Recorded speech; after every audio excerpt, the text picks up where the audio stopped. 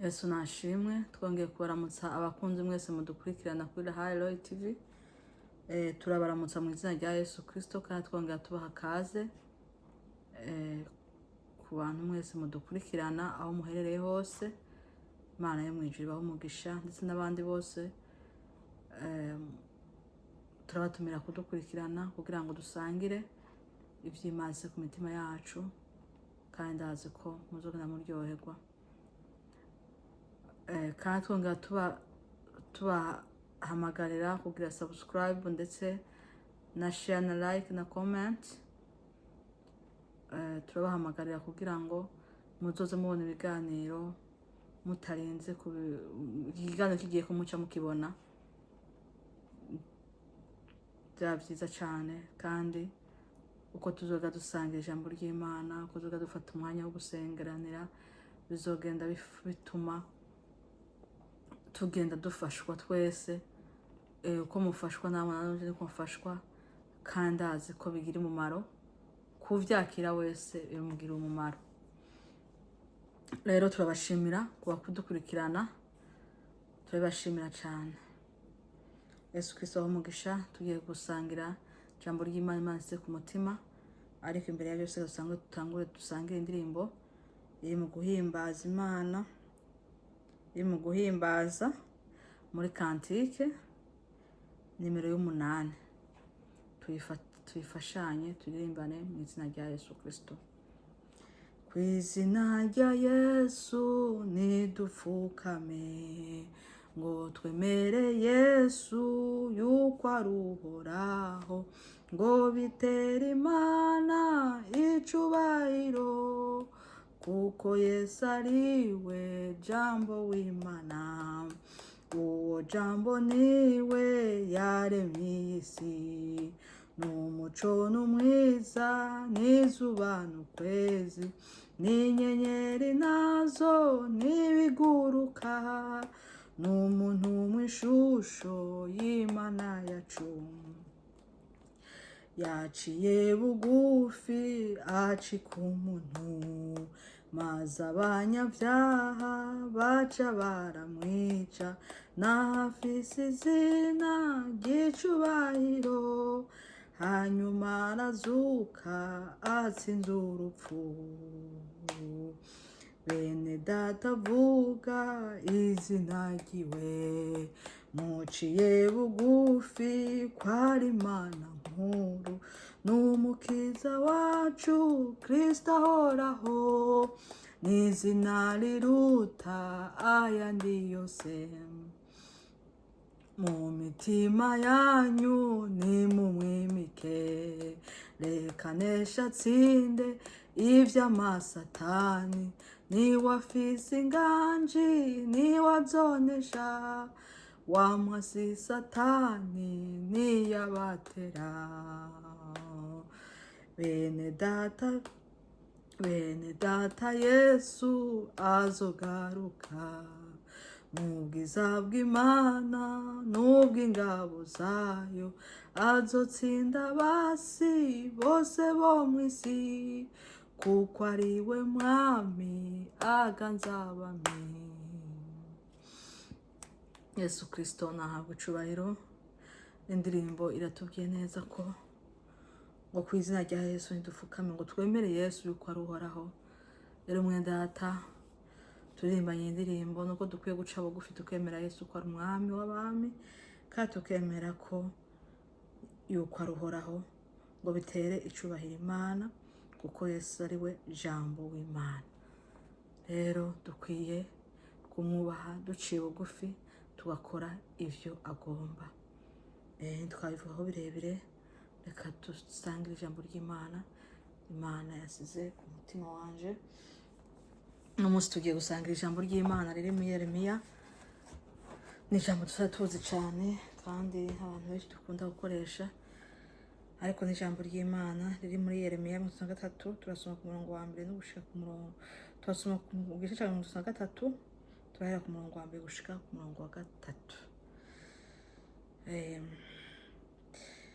Avuga ngo amahoro azosubira kuba i Yerusalemu bakuwe i Babuloni, ijambo ry'uhoraho ryongera kuza kuri Yeremiya ubugira kabiri acugaraniwe mu rugo rw'ibohero riti uhoraho abikora, uhoraho abirema akabikomeza, uhoraho niryo zina ryiwe, uku niko agize, ati mpamagara nanjye ndakwitaba, nkwereke ibihambaye n'ivyikinze ivyo utari bwamenye. Turagushimiye mwami w'abami kuko uri Imana ishobora byose kandi uri Imana igira neza. Turagushimiye ko wongeye kutwemerera mana kano kanya ugatangurana natwe ukongera ugasozerana natwe ugacaca imbere ya byose usabye amaraso yawe Yesu Kristo yongera tweze kugira ngo bikunde mana twemerwe nawe, aho ugenderera abera bawe nawe tugenderere, imbaraga zose zatugwaya mu buryo bwose uzigwanye mu izina rya Yesu Kristo. Ariko databuja tugwaye kazina kare watuganiza mu ijambo ryawe, ntabe aribwe tugaragara ariko ari bugaragara muri twe, mana tuvugishwe nawe mu izina rya Yesu Kristo. Imbaraga zose zimwe zifatwe mpari ku izina ryawe rishigwe hejuru. Turagushimira mana ko utangana natwe kandi ukasozerana natwe kandi ukaganiriza ubwoko bwawe, ndetse databuja mpwemu agenda batahuza kuko ubwacu ntitwabyishoboza, ariko turi kumwe nawe byose bigenda neza kandi turazi ko byose ubigenza neza. Yesu urakoze ko byumvise mu izina ryose twizeye, mu izina ryawe Yesu Kristo duse twizeye, amen. Yesu Kristo abaho umugisha n'umunsi. Ni ijambo ry'Imana tugiye gusengeramo.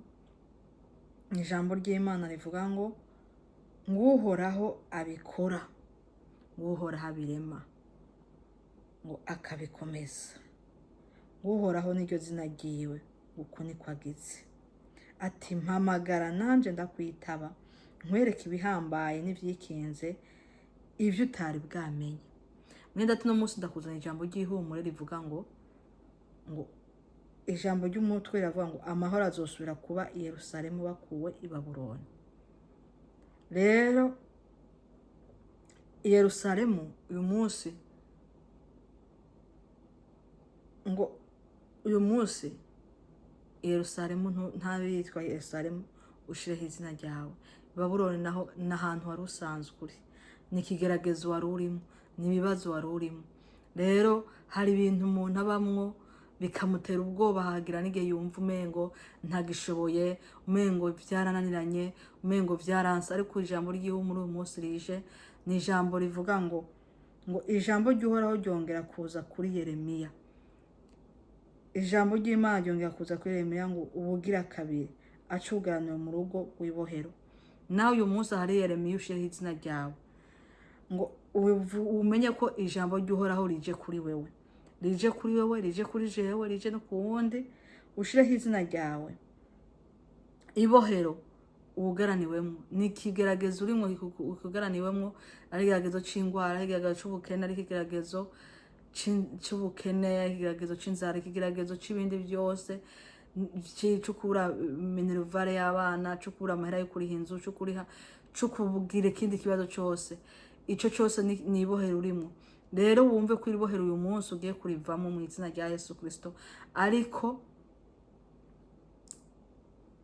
ngo wumve iri jambo kandi ugire kuryizera muri wewe, riti uhoraho abikora, uhoraho abikora. Nta wundi muntu abikora, n'uhoraho wenyene.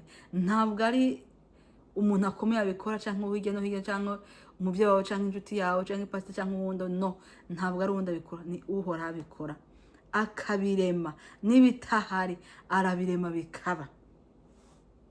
Iri jambo ry'Imana uryakire nk'uko ari jambo rije kuri wewe nk'ubuhanuzi uyu munsi, bivaye n'aho ugaraniwe, n'aho uri, n'ikibazo urimwo, n'intambara urimwo.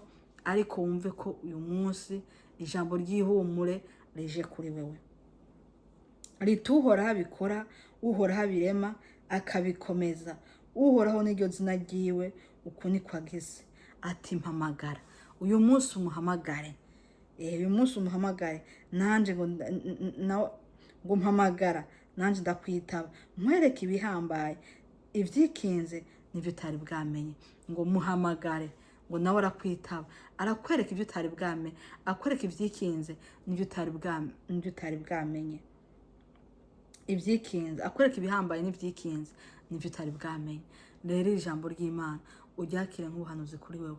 Rero kandi ugira ukwizera, uhaguruke n'ivyo ubona umenga ntivyakunda, ivyo ubona umengo vyari vyugaranye, ivyo ubona umenga imbere ntihabona, inyuma ntihabona. Ariko wumvira ijambo ry'Imana ko rije kuri wewe, kugira ngo wugururirwe aho wari uboheye. Rero reka turifatanizemwo dusenga Imana, kandi wumve ko umutima wawe urekuye, umutima wawe uciye bugufi, umutima wawe ugize kwizera, ukumva ko uhoraho aje gukora ikintu bidasanzwe ku buzima bwawe, ariko urekure, ugire ukwizera kudasanzwe, uhagarare ushikame, uhagarare uhagaze hejuru y'icyo kigeragezo, ugihagarara ariko ntaba ari cyo kiguhagararako, ariko wari uhagarara, kuko ndazi yuko uhoraho nta kintu na kimwe adashoboye. Icyo ubona umenga kiragoye imbere y'Imana ikintu gito cyane, ahubwo yihe, uyirekere yikorere, kuko ari Imana y'inyembaraga, Imana nyabushobozi. Aho nyine umenga wananiwe, aho nyine umenga ntibikunda, umebona umengo vyanse, niho Imana ije gukora, kuko yoyo ni nyembaraga, irashoboye. Ntaho ihuriye nawe, ntaho ihuriye nanje, ntaho ihuriye n'undi wundi wari wese, ariko tumenye ko Imana yacu ari ivuga irya mbere ikavuga n'irya nyuma. Imana yo mu ijuru ibaho umugisha. Dusenga Imana, turagushimiye kubahwa kuduhaye ijambo ry'ihumure, ijambo ryaratubwiye neza ngo uhoraho bikora, ukabirema ukabikomeza, ngo niryo zina ryawe. None turaguhaye kaze, turaguhaye kaze na karibu kano kanya. Ijambo ryawe riraduhumurije, ijambo ryawe riratubwiye kuje kubikora, kandi ubiremye bitari bihari bikabaho, kandi databuja ukabikomeza. Nuhabwe icubahiro. Turakweretse abene data rero Mana bagiye kuzokurikirana kino kiganiro, turabakweretse. Hari abafite imisozi ihanamye, hari ababona abantu umenga ntibabona imbere, hari ababona umenga ntibabona iyo baje n'iyo bava, ariko turazi ko byose Mana bifite mu kiganza cawe. Mana ndagushimiye tugiye kudukuraho imisozi imbere yacu, ndagushimiye kukuyeho imisozi imbere yabo, ndagushimiye kuba bohoye, ndagushimiye kuba kijije abari bagwaye, abari bashonje, abari bafite ibibazo, abari bafite ubukene butandukanye, abatagira amafaranga yo kuriha amazu, abari bafite ibindi bibazo, abatagira amaschool fees, ndetse Mwami Mana uwo abatagira ubuzi, abirukanywe ku buzi, abariko baragwanywa, bararenganywa mu buryo butandukanye. Mana barengere, ndagushimiye kubikoze kandi ukabirema, kandi databuja wowe ukabikomeza. Ndetse databuja ndagushimiye ko wumvise uguhamagara kwacu, ukatwereka ibihambaye n'ivyikinze byo tutari bwamenye, kuri Imana y'inyembaraga. Turagushimiye. Genda Mwami Mana, abari ku misozi batagira uruvyaro baruvyaro, abakobwa batagira ingo ukabahaye ingo, abasore batagira ingo ukabahaye ingo. Mana basitanye kwagwaya mu ngo zabo, ndagushimiye kubakiye. Abafite ibibazo bitandukanye, abagwaye bari mu bitaro kubakijije, abatagira uruvyaro kubahaye uruvyaro, abari bibungenze Mwami Yesu bari mu bitaro, ndagushimiye kubahaye kuvyara, ukabarinda databuja Mana, ukabarinda gusenya, ukabarinda abadayimoni baza kunigira abana mu bitaro, bakaza kuniga abavyeyi. Ndagushimiye kusenya uwo mudayimoni uburyo bwose mu izina rya Yesu Kristo. Ndagushimiye kutabaye abakozi bawe, ndagushimiye kutabaye itoro ryawe Kristo, ndagushimiye kutabaye umugeni wawe, ndagushimiye kubarengeye, ndagushimiye kugwanya intambara z'uburyo bwose. Abari bagoye kubakijije, arabuze amafaranga yo kuriha mu bitaro, ndagushimiye kubarihiye. Abari bafite ibibazo bitandukanye, ndagushimiye kubarengeye. Uri Imana ishobora byose, uri Imana ihambaye. Mana turagushimiye kubw'imbaraga zawe Yesu. Urakoze rero databuja, turagushimiye kubohoye imisozi yari kuba kuri bene data, turagushimiye kubohoye imisozi yari ku ngo nyinshi, turagushimiye kubohoye imisozi yari ku bakozi bawe hirya no hino, ndagushimiye kusenye mu mpande zose. Ndagushimiye Mana bari baboshwe mu mabohero atandukanye, ya mabohero y'ingwara, amabohero Imana y'uburyo bwose, amabohero ya Satani abakozi biwe, ndagushimiye kuyasenye mu izina rya Yesu Kristo. Mana ndagushimiye kuboho yaboshwe mu buryo bwose butandukanye, yababoshwe mu buryo bw'impwemu, yaboshwe mu buryo bw'umubiri, yaboshwe mu buryo bwose butandukanye. Ndagushimiye kubabohoye, ndagushimiye kurenganuye abarenganywa, ndagushimiye kusenya imbaraga zose zahiga ubwoko bwawe, kuko uri Imana ishobora byose kandi uri Imana ihambaye. Turagushimiye Mana kuvyo ukoze, turagushimiye kuri kumwe n'abakozi bawe, turagushimiye kumvise ugusenga kwacu, turagushimiye kubikoze, turagushimiye kubikoze, turagushimiye kubikoze kandi ukabirema kandi ukabikomeza. Nuhabwe icubahiro. Urakoze dusabe twizeye mu izina ry'umwami wacu Yesu Kristo, amena. Yesu Kristo abaha umugisha. Abantu mwese aho muhereye kandi mushishikare mudukurikirana. Imana y'umujyi ibaha umugisha, ndetse n'abandi mwese mudukurikirane ndetse mushishikare musharinga kugira ngo ubutumwa bugere kure, kandi n'abasengerwa basengerwe kugira ngo bifatanye mu isengesho, kandi azi ko rigenda rigira akamaro ku babikora babikunze n'umutima ubikunze. Ndazi ko bigira akamaro. Rero Imana yo mu ijuru ibaha umugisha. Murakoze. Bye bye.